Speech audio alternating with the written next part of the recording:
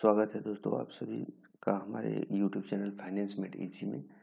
और आज हम दोस्तों एक खबर के बारे में थोड़ी सी चर्चा करेंगे जो कि गवर्नमेंट से और टेलीकॉम कंपनियों के बीच में जो बकाया पैसा है उनके ऊपर आई है। तो देखते हैं क्या, और इससे जुड़े जो भी टेलीकॉम कंपनियों के शेयर हैं उस पर क्या प्रभाव पड़ेंगे उसके बारे में हम डिस्कस करेंगे। तो लेट्स देखते हैं दोस्तों क्या न्यूज आई है। तो ये न्यूज आई है कि एजीआर पर आर या पार फैसले के पहले टेलीकॉम कंपनियों की सांसें अटकी। सुप्रीम कोर्ट का फैसला आया है। टेलीकॉम की दुनिया में इन दिनों सांसें थम रही हैं। सबको इंतजार है सुप्रीम कोर्ट के फैसले का। टेलीकॉम दुनिया इन दिनों सांसें थमी हुई हैं। सबको इंतजार है सुप्रीम कोर्ट के फैसले का। एजीआर पर सुप्रीम कोर्ट का ये फैसला कई मायने में ऐतिहासिक होगा, जहां हजारों करोड़ों रुपयों के बीच टेलीकॉम कंपनियों के भविष्य पर भी बात साफ होगी। आइए आपको बताते हैं कि ये पूरा मामला क्या है। तो मामला ये है दोस्तों, 24 अक्टूबर 2019 को सुप्रीम कोर्ट ने टेलीकॉम सेक्टर के इतिहास का सबसे बड़ा फैसला सुना है और एजीआर यानी एडजस्टेड ग्रॉस रेवेन्यू की रकम टेलीकॉम कंपनियों से वसूला जाए। एजीआर पर इन्होंने अपना फैसला दे दिया है कि इनसे ये जो बकाया एजीआर का पैसा है ये टेलीकॉम कंपनियों को चुकाना ही होगा सरकार को। तो तो आगे देखते हैं क्या इसमें बताया गया है। लेकिन कोर्ट ने ये फैसला क्यों दिया, मामले में समझना है तो वक्त के पीछे जाना पड़ेगा, करीब 15 साल पीछे। ये सन 2005 में टेलीकॉम कंपनियों और सरकार के बीच मतभेद हो गया था। वजह थी टेलीकॉम कंपनियों की कमाई गिरने का तरीका।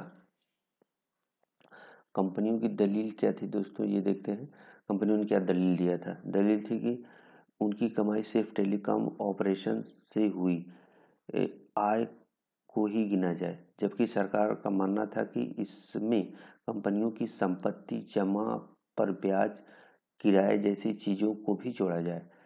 मामला कोर्ट पहुंचा और सुनवाई चलती रही, लेकिन फैसला आते आते एजीआर की ये रकम पहाड़ जैसी हो गई। क्योंकि दोस्तों ये 2005 का से ही मैटर था और ये कोर्ट में अटका हुआ था। तो अब एजीआर पर जो फैसला आया कि नहीं ये इनको चुकाना पड़ेगा और भी जो इनके फाइनेंशियल ऑपरेशंस हैं उसमें भी इनको सरकार को टैक्स देना पड़ेगा। तो जब वो फैसला आया तो इनका ये पैसा 2005 से जुड़ा हुआ था। 2005 से आज दोस्तों हो गए लगभग 14-15 साल हो गए। तो अब ये उस पूरे पैसे को गवर्नमेंट ने जोड़ के उसका एक पूरा टोटल करके ये कंपनियों को दे दिया है। अब ये उनको पहाड़ जैसा लग रहा है कि कैसे हम इसको चुकाएं, तभी ये सुप्रीम कोर्ट के चक्कर काट रहे हैं टेलीकॉम कंपनियां। तो अब जियो की बात कर लेते हैं इसमें दोस्तों। जियो, एयरटेल, रिलायंस, वोडाफोन सबकी। तो जियो की बात यह है कि दोस्तों जियो 2015 में मार्केट में आया, तो उसके पास जो एजीआर का वो है वो कम है। 15 या 16 में शायद आया था दोस्तों, कंफर्म थोड़ा सा है, हाँ यही है।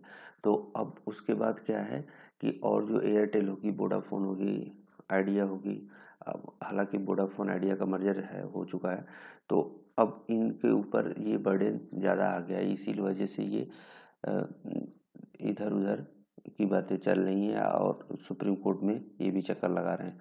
तो अब आगे क्या फैसला था दोस्तों वो देखते हैं। 2019 में जब कोर्ट फैसला सुनाया तो चुकाने के लिए मिला तो सिर्फ 3 महीने का वक्त। कोर्ट का आदेश साफ था, पूरा पैसा 23 जनवरी 2019 तक भर दिया जाए। जाहिर है कि आदेश टेलीकॉम कंपनियों को हिला देने वाला था। कंपनियां फैसले पर रिव्यू के लिए सुप्रीम कोर्ट पहुंची, लेकिन 16 जुलाई को ये याचिका भी खारिज हो गई। फिर आई 23 जनवरी, पैसा भरने का आखिरी दिन, लेकिन सरकार के एक डेस्क ऑफिसर ने जारी किया कि यह आदेश जिसने कंपनियों के खिलाफ किसी भी तरह की कार्रवाई को रोक दिया है। जाहिर है कि देश की सर्वोच्च अदालत का ये सब को अच्छा नहीं लगा। 14 फरवरी को फिर बेंच बैठी। टेलीकॉम कंपनियों को तो फटकार लगी ही, सरकारी अधिकारी कोर्ट की अवमानना का दोषी माना गया। सरकारी अधिकारियों को भी फटकार लगाएगी सरकार सुप्रीम कोर्ट की तरफ से कि आप क्या कर रहे हैं। एजीआर की रकम टेलीकॉम कंपनियों की सांसें ऊपर नीचे करने के लिए काफ़ी थी। वोडाफोन के सिर पर थे पूरे 58,000 करोड़ रुपए। दोस्तों ये बहुत बड़ी रकम होती है। तो एयरटेल को चुकाने थे 44,000 करोड़ रुपए। ये रकम बड़ी से बड़ी कंपनी को हिलाने के लिए काफ़ी थी, लेकिन फिर आई सुप्रीम कोर्ट की सरकार की वो याचिका जिसमें टेलीकॉम कंपनियों को एजीआर का बकाया चुकाने के लिए 20 साल का वक्त मांगा गया। सुप्रीम कोर्ट ने सुनवाई शुरू की, कई दौर चले और 20 जुलाई को अदालत ने सुनवाई पूरी कर ली, लेकिन फैसला सुरक्षित रखा है। एक सवाल और भी, अगर कोई कंपनी दिवालिया हो गई तो उसका एजीआर कौन चुकाएगा।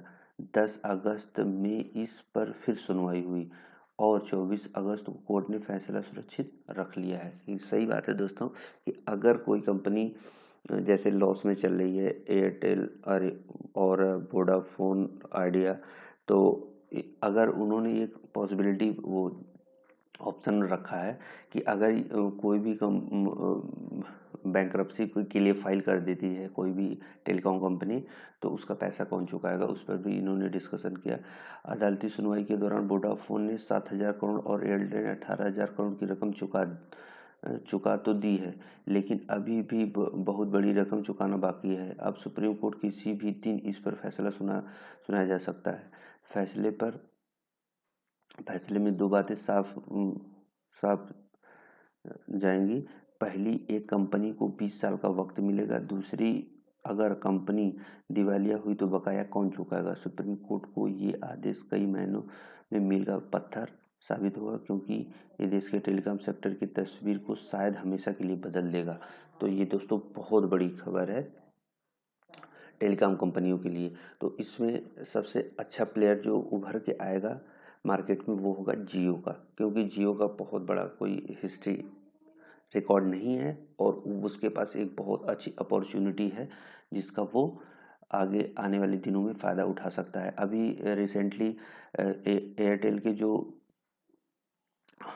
मैनेजिंग डायरेक्टर हैं या कह लीजिए के मालिक हैं सुनील मित्तल साहब ने, उन्होंने एक इंटरव्यू में कहा था कि जो भी डेटा हम लोग यूज़ करते हैं, जो भी सर्विसेज इस समय प्रोवाइड की जा रही है कंपनियों के थ्रू, उसमें वो बता रहे हैं कि जो डेटा को यूज करने का कॉस्ट है वो अभी बहुत ही कम है और इस पे वो कह रहे हैं कि पब्लिक को इस पे और ज़्यादा पैसे टेलीकॉम कंपनियों को देने चाहिए। तो ये साफ है बिल्कुल उनका कहना कि हम लोग मतलब लॉस में हैं। तो ये था एंड दिस वीडियो का दोस्तों। तो हमारे साथ जुड़े हैं और वीडियो अच्छी लगे तो लाइक कर दें, चैनल को सब्सक्राइब कर लें और दोस्तों के साथ इसको शेयर करें ज़रूर, और चैनल को सब्सक्राइब करके हमारे साथ हमेशा के लिए जुड़ जाएं दोस्तों। Thanks for watching. मिलते हैं एक किसी और न्यूज़ अपडेट के साथ, तो बने रहिए हमारे साथ। जय हिंद दोस्तों।